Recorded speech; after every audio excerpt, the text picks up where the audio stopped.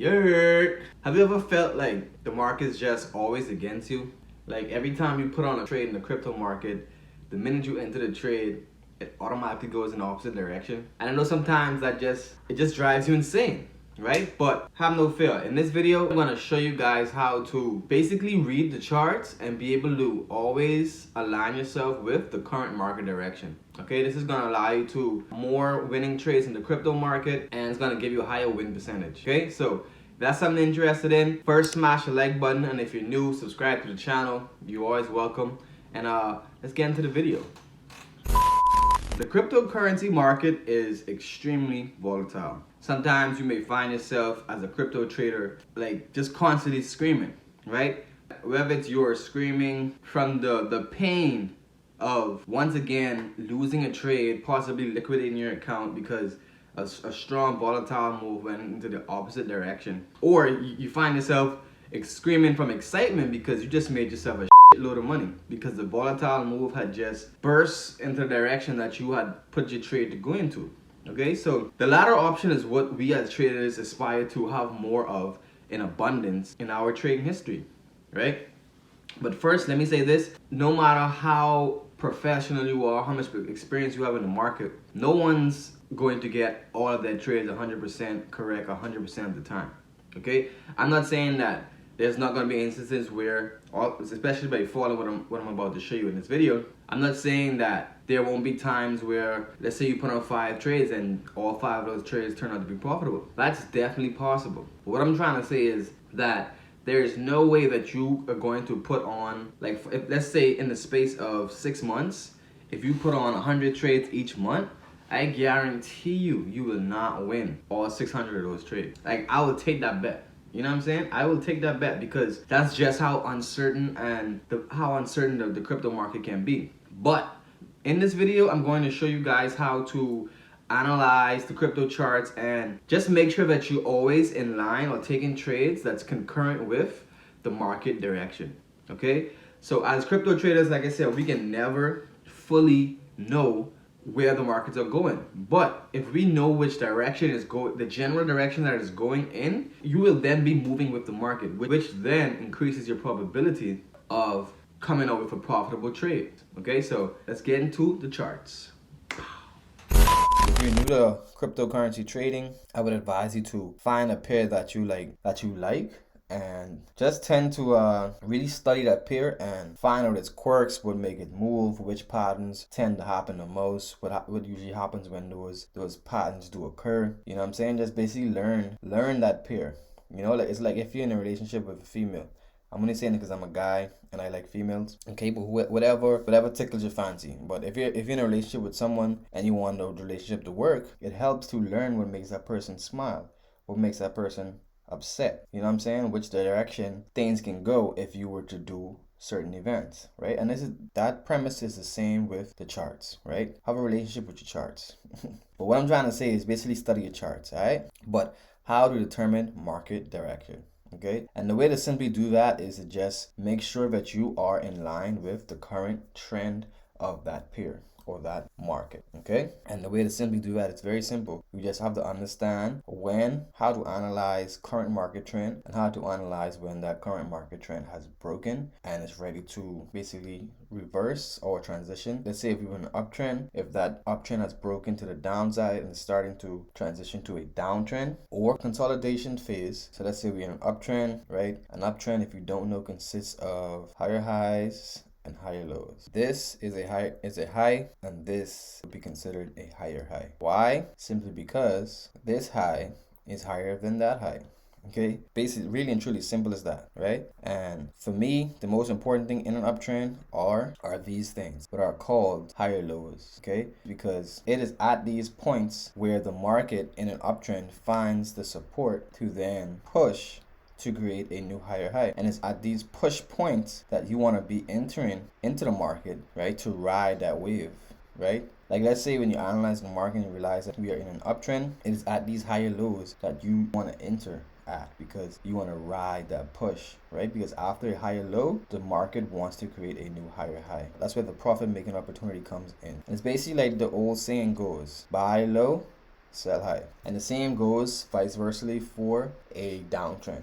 Okay, so in a downtrend, the most important features are consistent or consecutive lower highs. Okay, so hopping on the 4 hour, you can see right now at this point we have a low, we made a impulsive move, we made a high, right? So higher low, right? And you can see we pushed and we made another high, we made another low, but we notice this is why I also said that the most important things in an uptrend are the higher lows. Okay, so as you can see, we made a lower high, right? But we came back and we tested that most recent lower, basically that higher low that we formed. And as you can see, price failed to break below. Instead, we put in a double bottom, which is a bullish pattern. Then after that, we pushed and created a new higher high, right? Then we created a new higher low, higher high, higher low. But this right here would be considered a complex pullback, right? Because it kind of goes back to where I say if you was to go up a time frame, you can see that this low didn't appear on the daily, right? So this is really the low right here. And just give an example of that, I'm gonna show you right now. See, you see that low did not appear. Okay, so there's going to be times in the market that you're going to basically have some confusion in identifying the higher lows and higher highs. And the way to distinguish that noise, right, is just basically go up a time frame and see if that appears, right? So as you can see, this right here does not appear on the higher time frame. So that's why we kind of ignore that and say this is the actual higher low. So yeah, continuing, higher low, higher high, higher low, higher high, higher low, lower high, higher low, higher high, right?